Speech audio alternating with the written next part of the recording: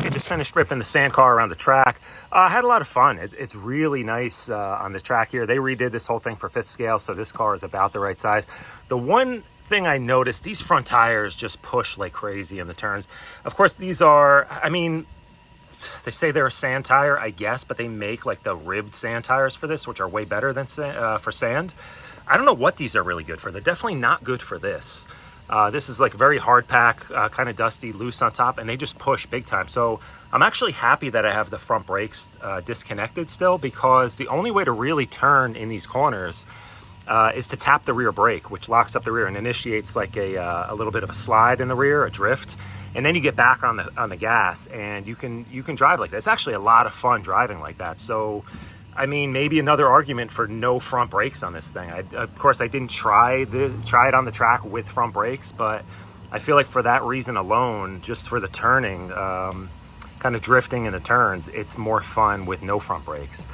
The other issues I've had, I'll show you here. This screw pulled out, probably not a big deal. Maybe I have to put a longer screw in. Starting to get some cracking on the back of the body here, so this is definitely a weak point. When you land on the wing, it flexes and it bows the body out here, pretty much both sides on the top. The rest of it's holding up pretty well. The Gravix tires, I like them. They get good traction. They do balloon a little bit, but you get a lot of air control. And I noticed this. This is the first run with these tires, and completely, like almost completely unglued.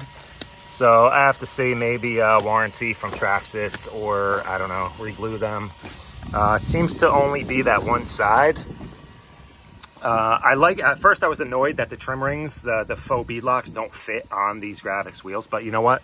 I think it looks better all black anyway. The orange kind of made it look a little toyish. But maybe some black ones would have been cool.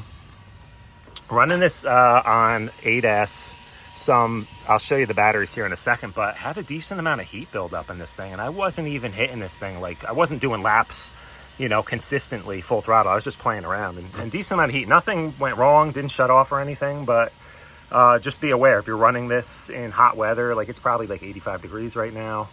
Don't push your luck. It's still going to get hot. I think maybe some heavy duty fans on this thing are really going to be necessary if you're out running this in dunes. I'll show you the batteries I'm running here. Yeah, and I got rid of the stock battery tray here just because a battery tray really limits the batteries you can use, and I have a bunch of different batteries that I'm running in all different vehicles, so this just works out better. So these are 6600 CNHL 6600 4S2Ps. You really get a lot of punch with these batteries. Maybe that's almost, I mean, look at that 240C burst discharge.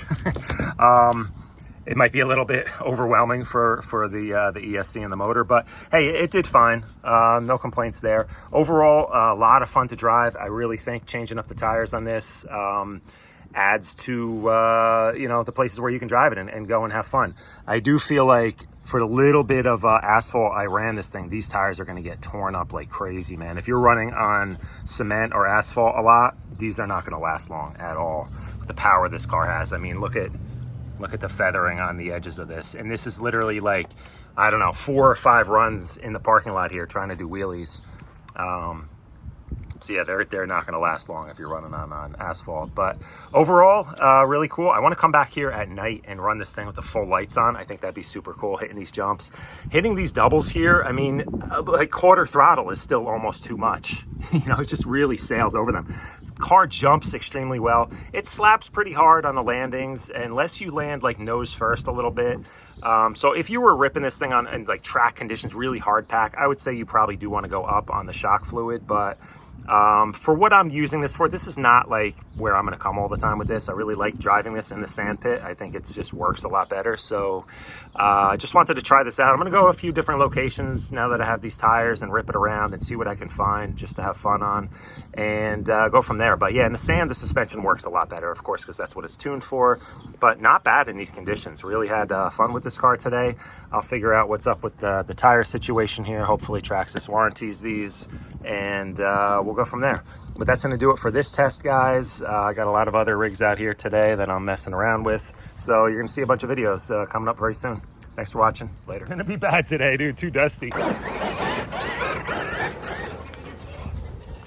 I mean, if I really gas it, it is.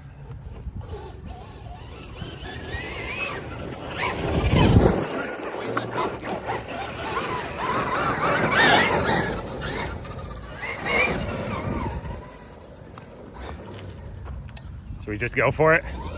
It's hard to make the turn. Ooh. Oh. Yeah, dude. That's the problem, is just getting the traction.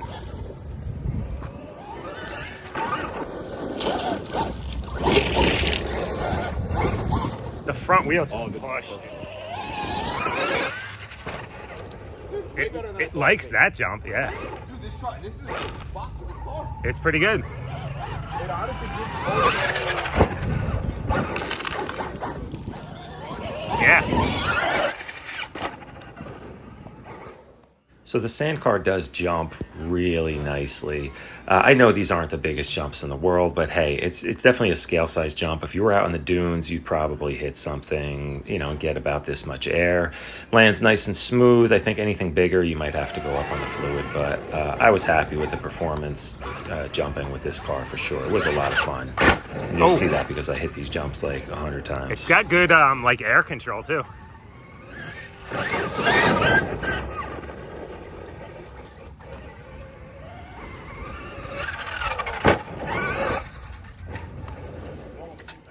So this car is a little bit too big and too fast for this track. You can see it just overshoots these jumps with the littlest amount of throttle. It was fun though. I think with some grippier front tires, you could have a good time on a track this size. I do wish it had more jumps and kind of more like rough terrain, almost like a whoop section. And again, it would probably be better if it's sand. You would definitely get a little bit more grip. But overall, can't complain. It was a lot of fun.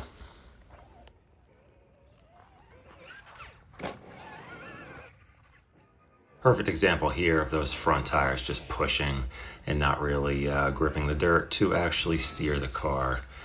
Right here, I kind of learned if you just tap the brake a little bit, initiate a slide, much better turning. That's kind of how this car likes to be driven.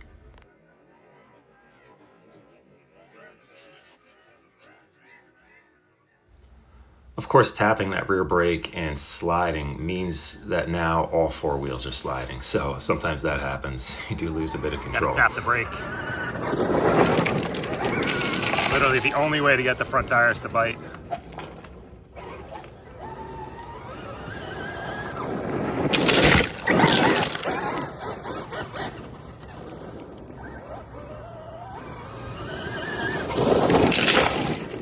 Ended up giving myself a nice dirt bath quite a few times.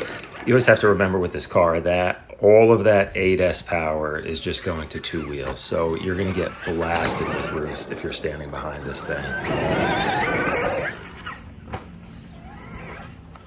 I'd said it in previous videos, I think a big part of what makes this car so cool is just how good it looks and how scale it looks. And I completely understand guys who are not into scale RC thinking this thing is overpriced, but to me, I think it's worth it, especially for doing videos. When you see this thing, for example, right here, it's just such a great looking car, especially in slow motion there. I love the way this thing looks, and to me, that just makes it more fun to drive. But yeah, I totally get the guys who are like, I don't understand, it's too much money, it's not four-wheel drive, it's blah, blah, blah. But, you know, a lot of what you're paying for is this really scale, detailed, great-looking body. And yeah, to me, I like it. I think it's cool.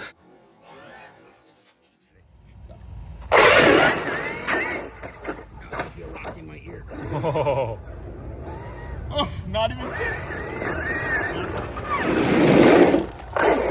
The tires ballooned a good amount. So here is likely where I debonded that tire. You could almost see it flopping in the breeze over there. Yep, you can see that tire. I don't think that should happen. It was literally like two poles on the pavement here. I don't even think it was full throttle. And that thing just let loose. So I think it was just probably not fully glued from the factory. I'll have to stop by the shop and see if they can warranty that for me. If they give me a hard time, I'll just glue it up myself. Not a huge deal. But that's going to do it for this, guys. I'm going to try to get this car out again in the very near future, take it somewhere else, and see how it does on different terrain. So later. Thanks for watching.